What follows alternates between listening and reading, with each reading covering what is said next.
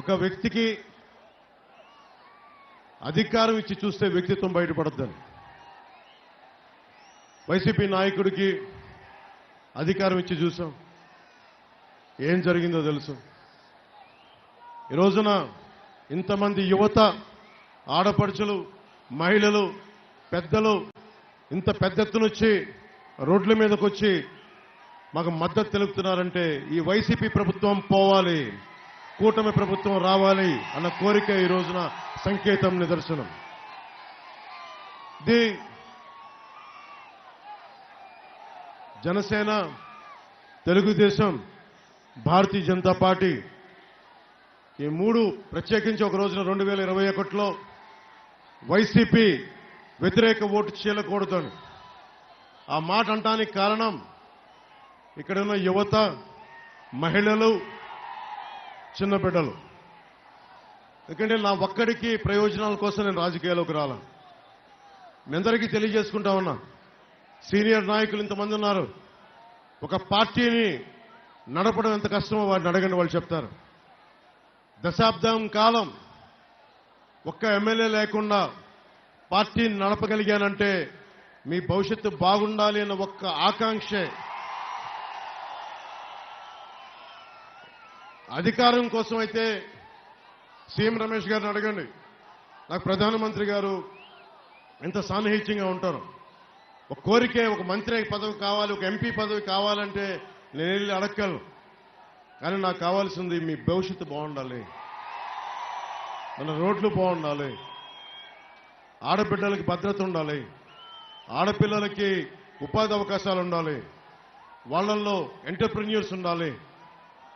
నిజంగా అన్ని పథకాలు అందరికీ చేరాలి.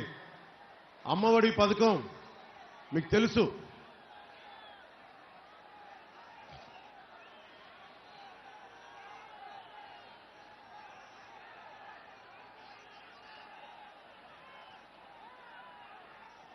అమ్మఒడి పథకం పెట్టినప్పుడు ఒక్కొక్కళ్ళకి 15,000 రూపాయలు ఇస్తామని చెప్పి మాట ఇచ్చారు. సంవత్సరానికి 2002వ సంవత్సరం వచ్చేటప్పటికి 1000 రూపాయలు తగ్గించి 14,000 రూపాయలు చేశారు.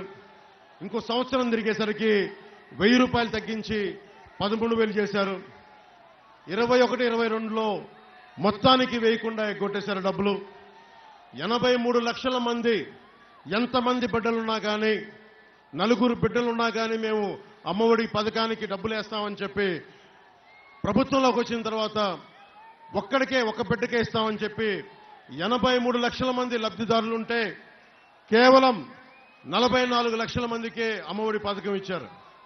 రకరకాల కారణాలు 44 లక్షల మందికి మీకు ఇస్తున్నామని చెప్పి, అదే అమ్మఒడికి ఇచ్చింది 19,600 కోట్ల రూపాయలైతే మద్యం మీద అమ్మి నాన్న గొంతును తడిపి సారా నిషేధిస్తామని చెప్పి దాదాపు 1,00,000 రూపాయల కోట్లు ఈ రోజున నాన్న గొంతులో సారా పోసి సంపాదించాడు. ముఖ్యమంత్రి కాదు అతను, ఒక సారా వ్యాపారి. అతను ముఖ్యమంత్రి కాదు, అతను ఒక ఇసుక వ్యాపారి. ముఖ్యమంత్రి కాదు, అతను ఒక మనకి ల్యాండ్ని దోచే ఒక స్కామ్స్టర్ అతను. అలాగే మీ అందరికీ ఈరోజు నేను తెలియజేసుకుంటా ఉంది,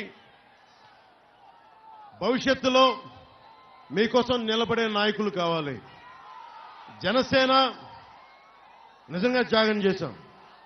ఈ రోజున ఎక్కడికి వెళ్ళినా అశేష ప్రజాభిమానం ఉంది. ఏ పార్టీకైనా సరే ఇంత ప్రజాభిమానాన్ని మా పార్టీకి సొంతం చేసుకోవాలన్న ఒక స్వార్థం ఉంటుంది. ఆ స్వార్థాన్ని దాటి నేను మీకోసం వచ్చానంటే ఒక్క తప్పు కూడా జరగకూడదు. అందరి శక్తులు కలవాలి.